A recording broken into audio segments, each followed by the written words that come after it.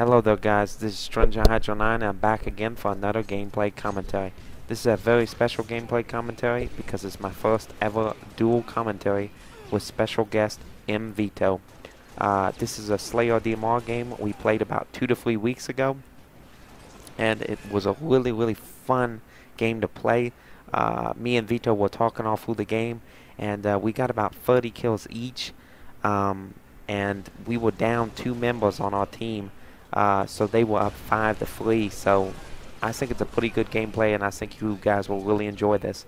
So without further ado, let me introduce my co-commentator, Vito. Hey, what's going on, guys? James said it all, pretty much. We're playing some Team Slayer on Zealot. We do very good in this game, despite having 2 people down. It's been a pleasure playing with the famous Stevage and James through the last couple weeks. Preparing for this commentary, and hopefully we'll be able to do it in the future. So let's just dive in, shall we?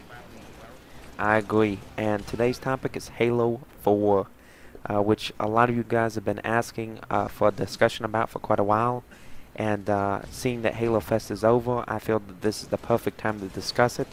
And the first sub-point we want to talk about is Halo 4 matchmaking. What we think should stay from Halo Reach and what we think should go. So let's start out with your opinion. What do you think, Vito? Okay, well, first off, scratch the whole Halo Reach matchmaking system. It's more individual, less team-based, more Call of Duty, more one-man army. And I personally was a fan of the Halo 2 and Halo 3 matchmaking system because it actually added in true skill and your actual ranking in the game, which I really liked, and I thought was very balanced. Yeah, I agree with you. Basically what to keep was just more of a platitude in that they shouldn't keep very much. Really, Halo 3 had it much lighter in the sense that, you know, true skill, you know, for all its faults, most of its faults were basically when people manipulated the system and created multiple accounts, and it really cannot account for this. I don't believe there's ever going to really be a system that is going to be able to account for this, but really Halo 3's true skill system works if you use it as they wanted you to.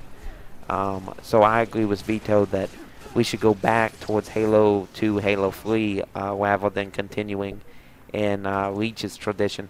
And a big part of why I believe this is the daily challenges, which in my opinion are totally individual and really never really promote you to work as a team. What's your opinion on that? Well, I mean, I've seen a lot of campaign and firefight challenges in the last couple months since this game came out, and I have found very slim to no challenges, except for maybe the assist achievement, not achievements, challenges, that really no one likes to get assists, so that no one really goes for it. But, I mean, I guess you could count the firefight challenges to be team-based if you have a buddy to do it with, but I really wouldn't count that since I think it promotes boosting.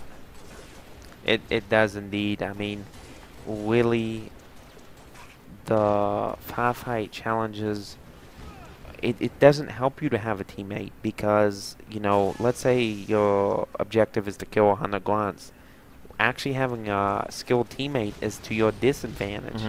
And as for the whole boosting topic, I think you have an important point to note about that because, you know, a lot of the discussion is, well, Halo Reach is better because people don't boost.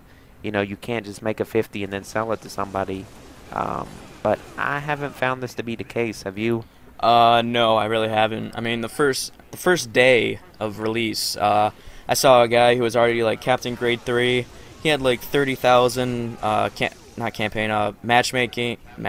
Wow, firefight kills, like 20,000 campaign kills and like 200 matchmaking kills.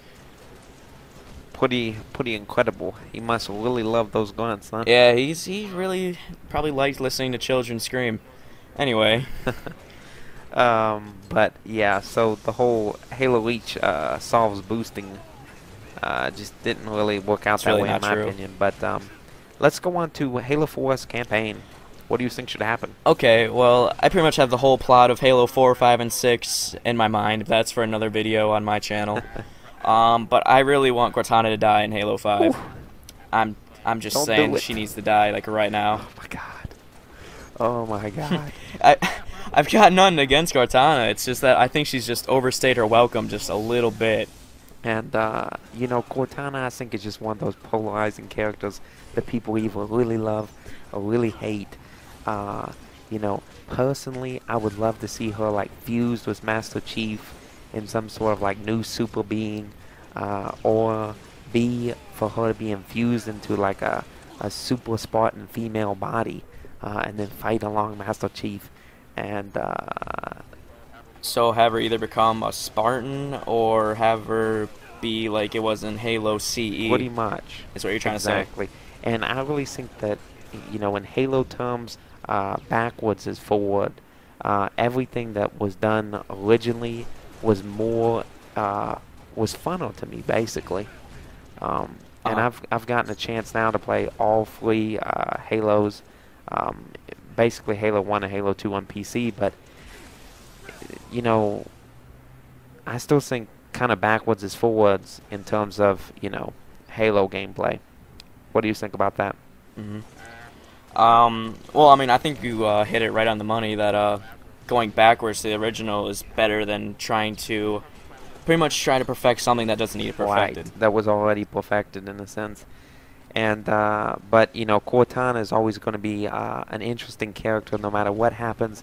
And I will look forward to seeing where they go with that character, as well as the Halo 4 storyline, which, in my opinion, everybody's gonna, you know, go crazy about this and think, you know, James has gone nuts. But I think the Forerunners are going to be the enemy. Yes, Master Chief is going to have to kill the Forerunners. The people who saved us are now trying to Exactly, kill us. it's a perfect plot twist Man.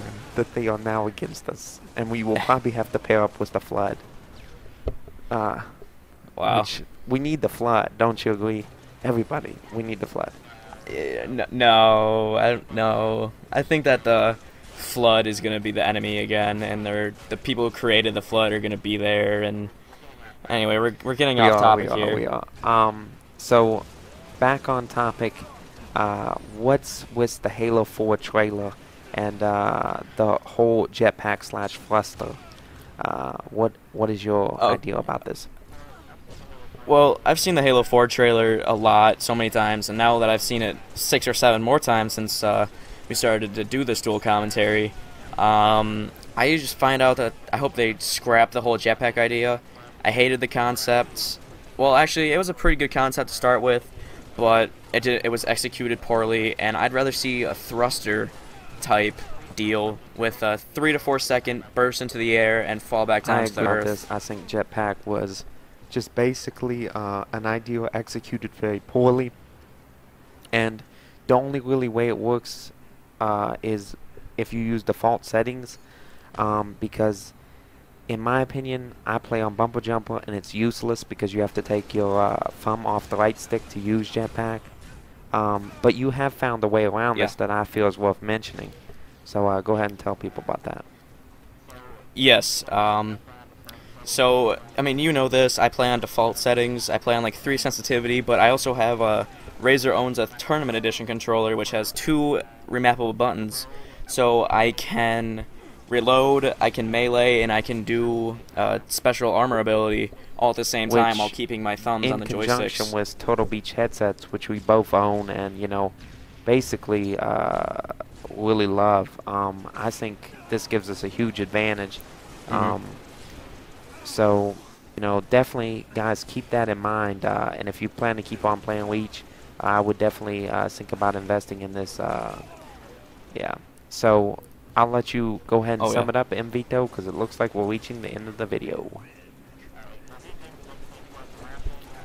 Alright, well, me and James would like to thank you guys for watching. If you guys are watching this on James's channel, my channel link will be in the description. If you're watching this on my channel, his channel link will be in the description. Also, you guys can follow me on Twitter on my Facebook fan page. It is indeed. I'd like to thank you guys once more for watching.